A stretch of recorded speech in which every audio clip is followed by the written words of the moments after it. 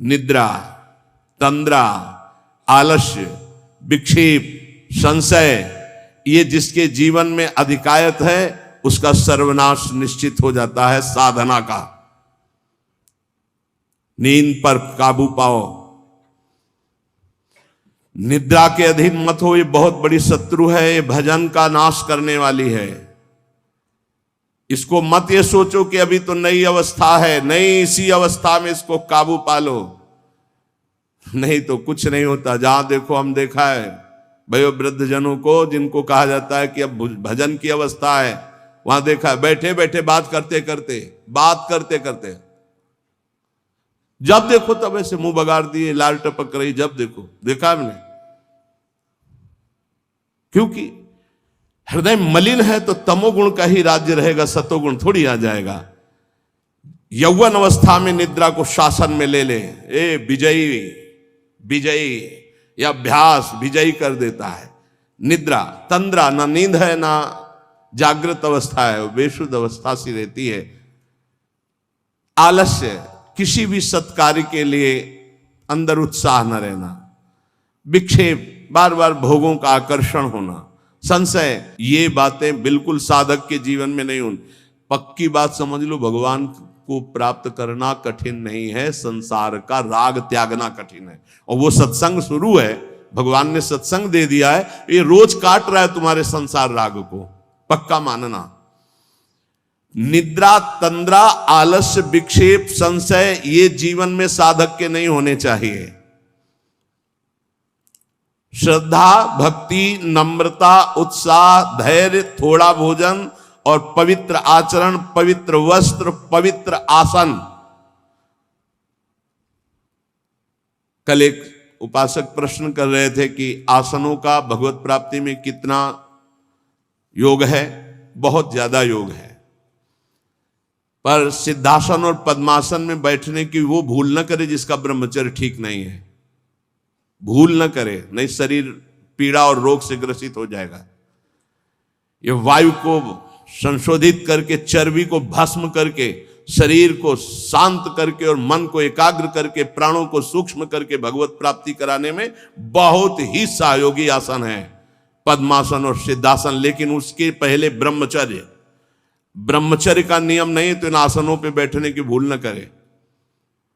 गृहस्थ सुखासन पर बैठे, पलथी मार करके ऐसे आराम से सुखासन पर अभ्यास करे। 30 मिनट, 40 मिनट, 48 मिनट शांत भाव से मंत्राकार वृत्ति करने का, ये सब सही है।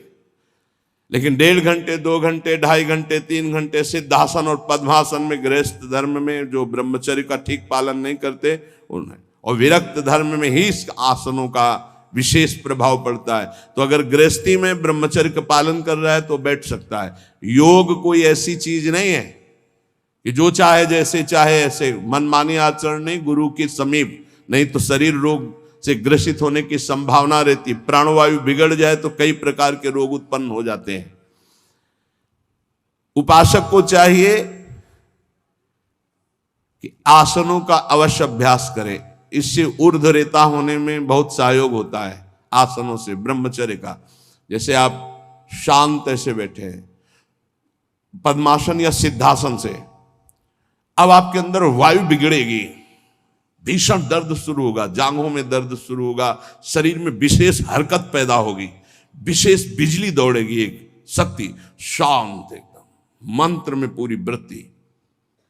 अब वो बिजली जो पावर पैदा हो रही, वो आपकी सुषुम्ना नाड़ी को, जो सीधी 90 अंश के कोण में साधन में बैठा जाता है, सीधे मेरुदंड, सीधे ऐसे, यहां से नापा जाए तो सीधे ऐसे 90 अंश का, वो ऐसे नहीं होना चाहिए।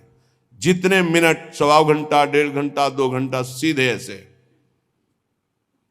आज्ञा चक्र पर दृष्टि हो आंतरिक, या नासाग्र दृष्टि हो, और उसमें बार बार मंत्र लिखा जा रहा हो, चूक नहीं होनी चाहिए।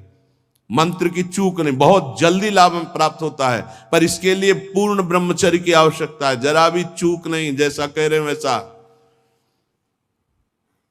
प्राण सूक्ष्म होने लगेंगे, मन एकाग्र होने लगेगा, शरीर शांत होने लगेगा, चंचलता रहित, पर एक बार पसीना पसीना, एक बार भीषण कष्ट प्रतिदिन, जब तक शून्यावस्था नहीं आती शरीर की, तब तक वो साधक को यही पापों को भस्म करता है। यही आसन उसको दिव्यता प्रदान करते। अब इतनी हीट पैदा होती है उसके अंदर, अगर संयम से नहीं है तो व्यभिचारी बन जाएगा। बहुत ध्यान देने योग्य बात, उस समय उसकी कुंडलनी, उसकी सुषुम्ना नाड़ी, उसकी हर नाड़ी एक्टिव होती है उस गर्मी से, आध्यात्मिक शक्ति से। अगर वो व्यभिचार की जरा भी गलती करेगा तो कुंडलनी की अधोगति हो जाएगी, अधोगति नीचे की तरफ हुई, भारी व्यभिचारी बन जाएगा। ये ऊर्ध्वगामी जीव ही सुषुम्ना मार्ग संचारी, सुषुम्ना मार्ग से संचरण हुआ, आजीवन के लिए काम रूपी वेदना से मुक्त हो जाएगा। जीव ही ऊर्ध्वरेता ब्रह्मचारी हुआ, संकल्प ही खत्म काम का, नष्ट हो जाएगा। एक ऐसी परमानंदमय स्थिति योगी की, वही सब बिना कुछ किए ये स्वाभाविक हो जाएगा यदि नाम जब श्वास प्रश्वास से किया जाए। ध्यान रखना, एक इतना कठोर और एक इतना सहज, श्वास प्रश्वास पर ध्यान है, हर समय नाम चल रहा है, वो सब बड़े शीतल प्रकृति से जागृत कर देगा। कुंडलनी जागृत हो जाएगी, सुषुम्ना मार्ग संचारी संचरण होने लगेगा। नाम जप में सब सामर्थ्य विराजमान है। ये केवल प्रवचन की बात नहीं कर रहा, अनुभव की बात कह रहा हूं। पूरे शरीर को झकझोर के रख देती जिस समय कुंडलनी जागृत होती, यौगिक क्रियाओं के द्वारा। और नाम के द्वारा जब जागृत होती तो पता ही नहीं चलता कब जागृत हो गई, ये ध्यान रखो। वही नाम से ऐसे सहज में जागृत हो जाती कि उसको पता भी नहीं चलता कि हमारे अंदर कुंडलनी जागृत हो गई क्या, सुषुम्ना मार्ग खुल गया है क्या। खूब नाम में प्रीति। सदाचार पूर्वक आसनों का सेवन, ये तो सदगृहस्थ भी कह सकते। 45 मिनट आप सुखासन पर बैठने का अभ्यास करें, अगर थोड़ा भी परमार्थ पे, कम से कम 24 घंटे में 2 बार आसन में बैठने का तो अभ्यास। सुखासन ऐसे पलथी मारकर ऐसे आराम से, या अर्ध पद्मासन, एक टांग के ऊपर, बाई टांग के ऊपर दाई टांग ऐसे चढ़ा करके आराम से, ये आराम आसन है। जो वयोवृद्ध हैं थोड़ा कुर्सी या सोफा या जैसे भी बैठो, पर ऐसा नहीं कि एक एक मिनट में इधर उधर, थोड़ा सा शांत बैठने की कोशिश करो। जैसे निरंतर विषयी पुरुष विषय चिंतन करता है तो उसे विषय की आसक्ति प्राप्त हो जाती है, ऐसे भक्त जब भगवान नाम चिंतन करता है तो उसे भगवान में आसक्ति प्राप्त हो जाती है। जैसे विषयी पुरुष विषय चिंतन करता है तो विषयों में आसक्ति हो जाती है जिसमें है ही नहीं कुछ, घृणित स्थानों में आसक्ति हो जाती है। फिर सच्चिदानंद का जब चिंतन होता है तो उसमें आसक्ति हो जाए तो कैसा आनंद होगा। भगवान मेरे समीप हैं, अनुभव हो रहा है। भगवान मेरे को ऐसे 1000 हाथों से ऐसे घेरे हुए हैं। भगवान निश्चय मेरे को स्वीकार कर चुके हैं। ऐसा 3 बातें उपासक को अनुभव होने लगती हैं जिसकी शरणागति पुष्ट हो गई है। भगवान मेरे समीप हैं, देखो महापुरुषों के वचन है। भगवान सहस्त्रों हाथों से मुझे घेरे हुए हैं, भगवान मुझे स्वीकार कर चुके हैं। ये 3 बातें शरणागत के अंदर आ जाती हैं। देखो आपको अनुभव होता है भगवान मेरे समीप है। अगर नहीं हो रहा तो अभी आपका कोई है, इसीलिए नहीं हो रहा। ये पूज्य श्री राधा बाबा कहते हैं हमारे श्री कृष्ण में एक स्वभाव ऐसा है, वो दूसरिया पसंद नहीं करते। वो जिसको स्वीकार करते हैं उससे अनन्यता की चाह रखते हैं। मौन, अन्य चेष्टाहीन, शरीर मन वाणी केवल आराध्य देव में, तो अनुभव होने लगेगा कैसे प्रभु हमारे समीप रहते हैं। ये कितने बड़े महापुरुषों की खुली हुई बात है। भगवान मेरे समीप हैं, भगवान मुझे शास्त्रों भुजाओं से ढके हुए हैं, मेरी रक्षा कर रहे हैं, भगवान मुझे स्वीकार कर चुके हैं।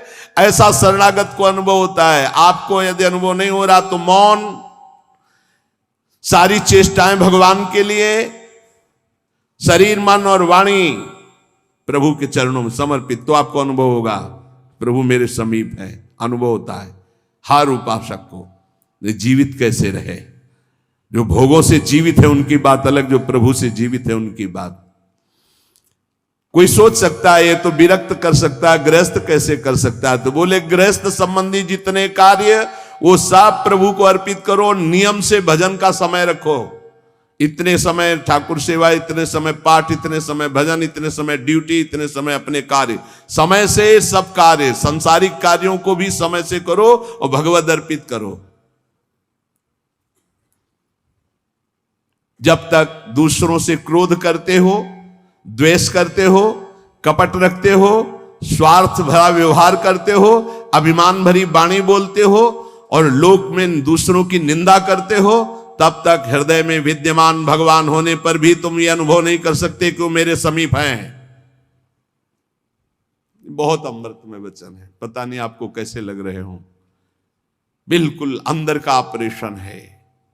जब तक दूसरों से क्रोध करते हो, द्वेष करते हो, कपट भरा व्यवहार करते हो, स्वार्थ रखते हो, अभिमान भरी बात बोलते हो, दूसरों की निंदा करते हो, तो हृदय में विद्यमान रहने पर भी भगवान का अनुभव नहीं कर सकते कि वो मेरे समीप हैं। ब्रह्मचर्य में जीवन परम पुरुषार्थ में जीवन होता है। ब्रह्मचर्य ही ब्रह्म की प्राप्ति का मुख्य हेतु होता है। ये मुख्य हेतु होता है। मान लो जिसके त्यागने में इतना सुख है, उसको रोकने में कितना सुख होगा। मान लो ये डॉक्टरों की ये बात हमारी समझ में नहीं आती जो ये कहते हैं कि ऐसा करना ठीक है। हमको उन लोगों की बात समझ में नहीं आती जो कहते हैं सर्वनाश का खेल खेलो और तुम स्वस्थ रहोगे। भगवान ऐसों की बुद्धि को बचाएं जो प्रमाण देना चाहिए कि हमारी नई पीढ़ी, हमारी नई समाज कैसे संयम में रहकर ऊपर उठती है। कोई भी घड़े में छेद कर दो भर जाए, ऐसा कैसे हो सकता है? चलनी में गैयादू है, दोष दैव को दे, हरिगुरु कहो न माने। कैसा कलयुग बढ़ गया है कि प्रमाण दिया जाता है सीरियल नौटंकी नाटकों से और डॉक्टरों से। कैसी बुद्धि भ्रष्ट हो गई है उपदेश देने वालों की। धर्म शास्त्रों की अवहेलना करके ऐसे उपदेश देने वालों को नरक की गति प्राप्त होगी, कोई भी हो। क्यों? क्योंकि वो जब ऐसा उपदेश कर रहा है तो स्वयं उसकी ऐसी धारणा है। और व्यभिचारी की गति कभी शुभ नहीं हो सकती। व्यसनी धन शुभ गति व्यभिचारी कभी नहीं हो सकती। शास्त्र मर्यादा का नाश करने वाले ऐसे लोग प्रमाण देते हैं नाटकों, नौटंकी और फिल्मों का कि ऐसा करना उस फिल्म में कहा गया, ऐसा करना उस डॉक्टर क्या है? शरीर संबंधी अंगों का ज्ञान रखने वाला है, ना कि वो परमार्थ विजयी योद्धा है। वो काम, क्रोध, लोभ, मोह, मद इनका ऑपरेशन करना जानता है क्या? इतना चाहे जितना तुम डिग्री ले लो, इस शरीर का तुम ज्ञान रख सकते हो, लेकिन मन का और बुद्धि का और परमात्मा तत्व का ज्ञान प्राप्त करने वाले महापुरुषों की, ब्रह्म ऋषियों की वाणियों का खंडन करने का अधिकार नहीं है। उन्हीं की बात से हमारा परमार्थ शुद्ध होता है। शरीर में जितनी पावर शक्तियां हैं वो सबका अंतिम रूप वीर है। सबका अंतिम रूप, सप्तम धातु का अंतिम रूप बनता है जाकर वीर। और उस पावर का नाश करने वाला कभी स्वस्थ रह सकता है? कैसी बुद्धि है, कैसा उपदेश है।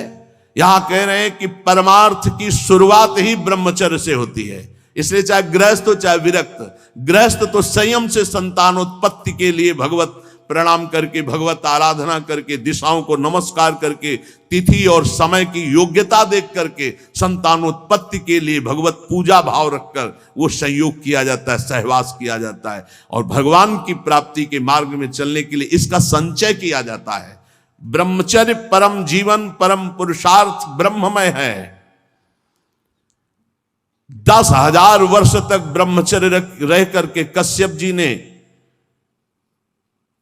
जब संतानोत्पत्ति का संकल्प किया तो विनता जी से भगवान गरुण जी का प्रादुर्भाव हुआ। भगवान अरुण जी का, जो सूर्य के सारथी और जो हरि के वाहन गरुण जी, अरुण जी।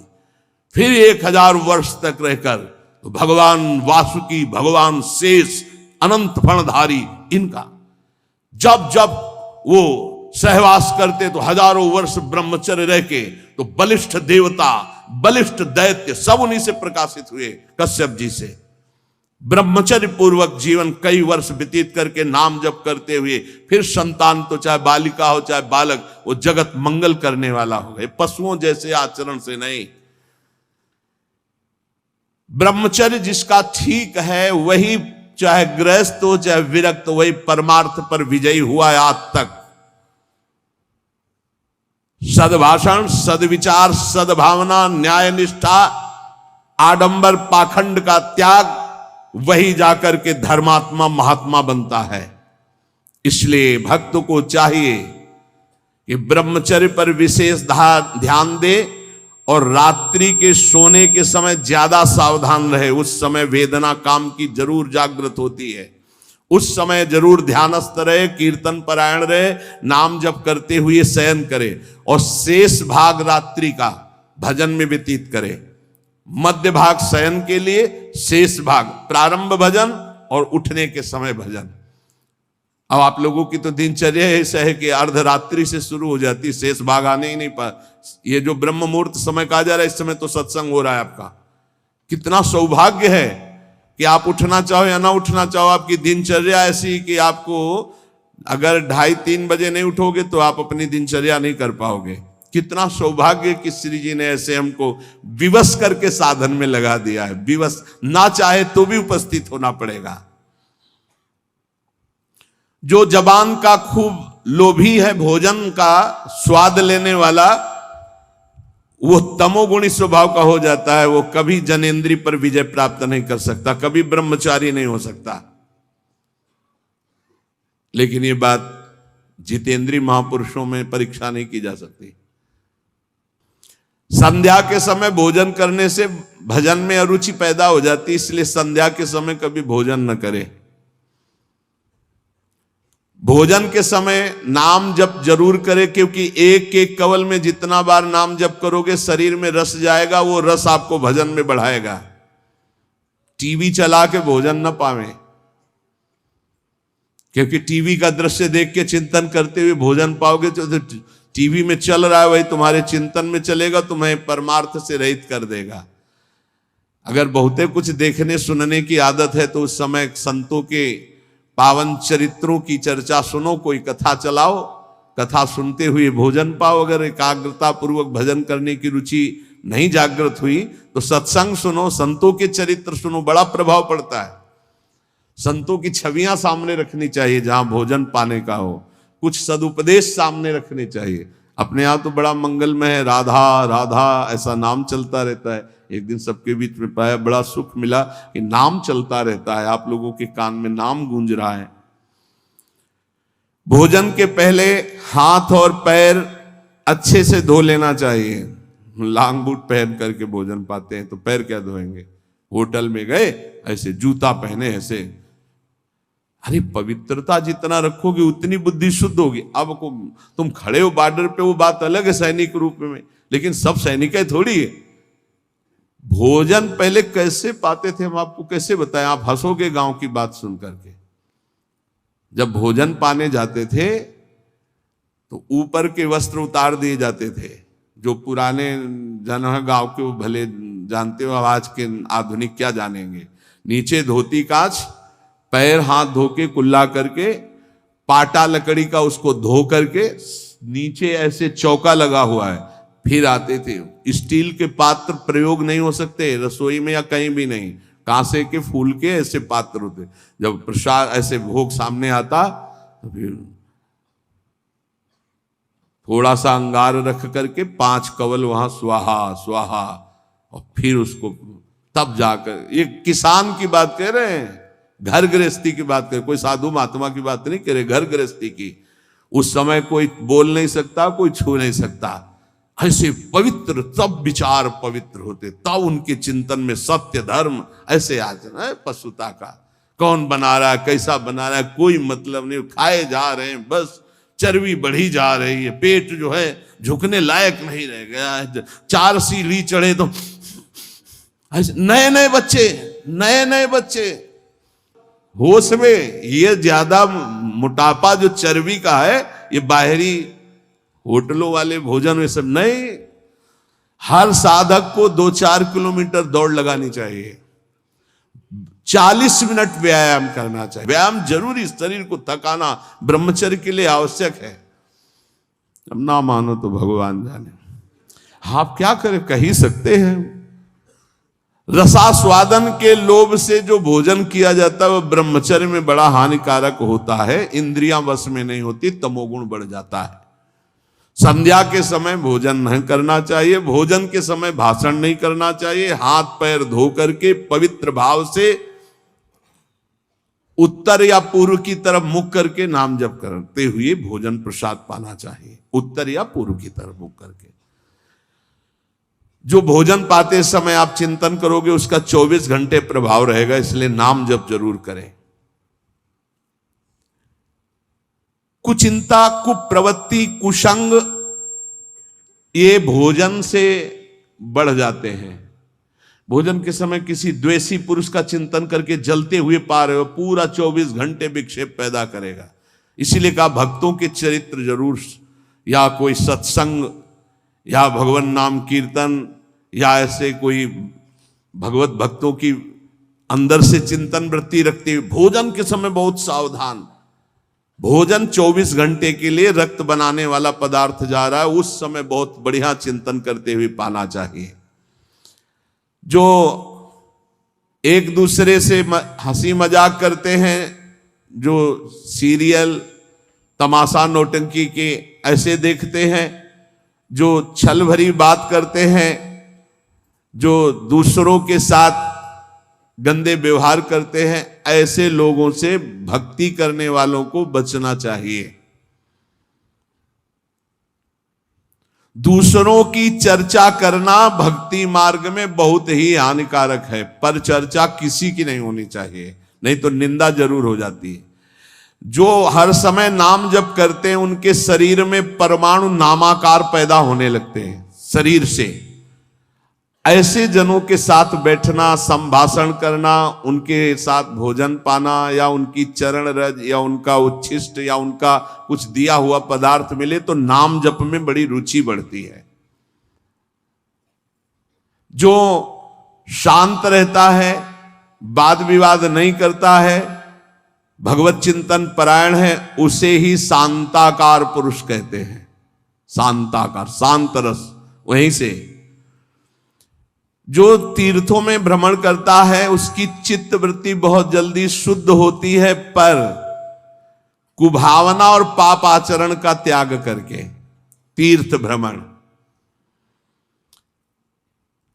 ये बात तुम्हारे मन में कभी नहीं आनी चाहिए कि मैं दुर्बल हूं, मैं गृहस्थ हूं, ये नहीं आनी चाहिए।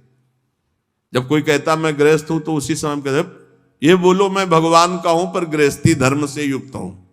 ये बोलो, आधी बात क्यों बोलते हो? तुम गृहस्थ हो, आधी बात है। पूरी बात है तुम श्री भगवान के हो पर तुम्हारा गृहस्थ धर्म है। जैसे हम प्रियाजू के हैं पर हमारा विरक्त धर्म है। आप प्रियाजू के हो, आपका गृहस्थ धर्म है। दोनों अपने अपने धर्म का पालन करके प्रियाजू को प्राप्त होंगे। मैं बहुत नीच हूं, दुर्बल हूं, अपवित्र हूं, ये सब बातें केवल बोलने की बात है। अंदर से बात रहती मैं प्रियाजू को हूं, जैसा भी हूं प्रियाजू का हूं। ज्यादा इनका प्रभाव न पड़ने पावे अंदर, नहीं तो फिर निरुत्साहित हो जाओगे। नहीं, जैसा भी हूं प्रियाजू का हो। ये मन की दुर्बलता भजन से हटती है, धैर्य एवं उत्साह बढ़ने लगता है जिसका नाम जब चलता है। भक्त वही जो केवल गुरुदेव वाक्य और भगवत वाक्य पर विश्वास रखता है, अन्य नहीं। गुरुदेव के वचन और भगवान के वचन बस। ये काम क्रोध की तरंगे मन में उठती हैं, चिंता मत करो, नाम जप करो, गुरुदेव के वाक्य पर विश्वास रखो, शांत हो जाएंगी। देखो तुम्हें मैं बड़े अनुभव की बात बताता हूं। मैंने अपने प्रभु के नाम से जो प्राप्त किया वो हमको और किसी साधन से नहीं मिला। मैं इस समय मस्त हो रहा हूं। महात्मा श्री हरनाथ ठाकुर जी नाम के बहुत बड़े संत हुए। मैं तुम्हें अपने जीवन के अनुभव की बात बताता हूं। मैं इस समय बहुत मस्त हो रहा हूं नाम जप के द्वारा। कभी भी मैंने शुचि और अशुचि का विचार नहीं आने दिया। शुचि माने होता है पवित्रता, अशुचि माने होता है अपवित्रता, कि अपवित्र हूं कि पवित्र हूं इसका विचार नहीं आने दिया। हर समय नाम जब चलता रहा है। तुम्हें सच्ची बतावें, यहां ना कुछ पवित्र है ना अपवित्र है। देखो कैसा मन का नाटक है। ऊपर से नहा लिया, हम समझ रहे पवित्र है, और यही मल भरा हुआ है। यही एक बस चावल भर चमड़ी का ढक्कन है ढका हुआ, नहीं तो यहां मलाशय मूत्राशय सब यही है। भला क्या पवित्र हो गया? ऊपर से पानी डाल ली, रेशम के थैले में बिष्ठा भर लियो और ऊपर से उसको नहा दो तो पवित्र हो जाएगा क्या? अगर तुम्हें पता है कि इसमें बिष्ठा भरा है, छुओगे उसे और इसमें भरा है। कितना इस शरीर से प्यार करते हो। है क्या ये थैला है और कुछ नहीं है। यहां भगवान बैठे, यहां भगवान बैठे, और यही पूरा नीचे सब नरक कुंड भरा हुआ है। भगवान से हमारा कोई संबंध है जिनकी हम खोज कर रहे हैं, कभी स्त्री में, कभी पुत्र में, कभी परिवार में, कभी मित्र में। हम उन्हीं की खोज कर, उसी प्यारे से प्यार करना चाहते, पर समझ नहीं पाते इन शरीरों की आड़ में वो बैठा है, शरीरों से प्यार कर बैठते हैं, और वो जो बैठा है उससे कोई मतलब नहीं रह जाता, इसलिए हर बार खाली हाथ हो जाते हैं। इस बार गुरु कृपा से पता चला कि शरीरों से नहीं, शरीरों के अंदर बैठे हुए परमात्मा से प्यार करना है। देखो बहुत बड़े महापुरुष के अनुभव हैं। सर्वदा मैंने अपने इष्ट का नाम जप किया है, उससे मैं मस्त हो गया हूं। भला कौन अपने अनुभव ऐसे बताता है? संत ही कृपा करके बताते हैं। कभी भी मैंने शुचि अशुचि का विचार नहीं किया, क्योंकि ये कभी पवित्र हो ही नहीं सकता। और दूसरी बात, मैं कभी अपवित्र हो ही नहीं सकता। दूसरी बात स्वरूप में है, और पहली बात शरीर में है। ये कभी पवित्र हो ही नहीं सकता, और मैं कभी अपवित्र हो नहीं सकता। ईश्वर अंश, जीव अविनाशी, चेतन, अमल, मल रहित, ये मल युक्त, जड़, मलयुक्त, विनाशी, परिवर्तनशील, ये कभी पवित्र नहीं हो सकता। मैं कभी अपवित्र नहीं हो सकता। इसलिए चिंता की बात नहीं, हर समय राधा राधा राधा राधा। मैंने इस नाम से वो सुचितम स्थिति प्राप्त कर ली है। सुचितम माने परम पवित्र स्थिति, जिसको मैं वाणी से नहीं बता सकता। मैं इस नाम से एक स्थिति प्राप्त की है जो शयन में, स्वप्न में और जागृत में मुझे हर समय डुबोए रहती है। पकड़ना, महापुरुषों की बात पकड़ना। ये राधा नाम नाम ही नहीं है, ये महामहिम परा मंत्र है, परा विद्या है। ये नाम ही तंत्र का सार है, ये नाम ही मंत्र का सार है, ये नाम ही ईश्वर श्री कृष्ण का सार है। राधा नाम वेद मंत्र और यंत्र तंत्र में सबे सार को सार, ताते श्री सुख प्रगट कियो नहीं, जान सार को सार। परम धन राधा नाम आधार। इस राधा नाम से बढ़कर के और कुछ भी नहीं है। श्री कृष्ण भी इसी नाम का जप करते हैं, और श्री कृष्ण ही इनको गुरु मानते हैं। किनको? जिनका नाम राधा है। पी को नाचन सिखवत प्यारी। कई ऐसी स्वामी हरिदास जी महाराज ने पद लिखे, कई ऐसे महापुरुष। 16 चौको 64, 4 गुना परम प्रवीण प्यारी जो लालजू से। 16 कला श्री लालजू, तो 64 कला परम प्रवीण श्री प्यारी जू। इस नाम के उच्चारण से भवरोग निवारण हो जाए तो साधारण बात है। दैहिक व्याधियों की तो पूछना ही क्या है। कोई भी चिंता तुम्हारा स्पर्श नहीं कर सकती, कोई भी बाधा स्पर्श नहीं कर सकती जिसकी जिह्वा पे राधा नाम है। मेरी बात मान जाओ, नामोच्चारण करो, सारा संसार तुम्हारा ही हो जाएगा। तुम देखोगे सारा संसार तुम्हें प्यार करेगा। तुम चिदानंद रस में मगन रहोगे, निरानंद की छाया भी नहीं छू सकती तुम्हें। आदि भौतिक, आदि दैविक, आध्यात्मिक कोई भी भय नहीं रहेगा। सभी भय भयभीत होकर भाग खड़े होंगे।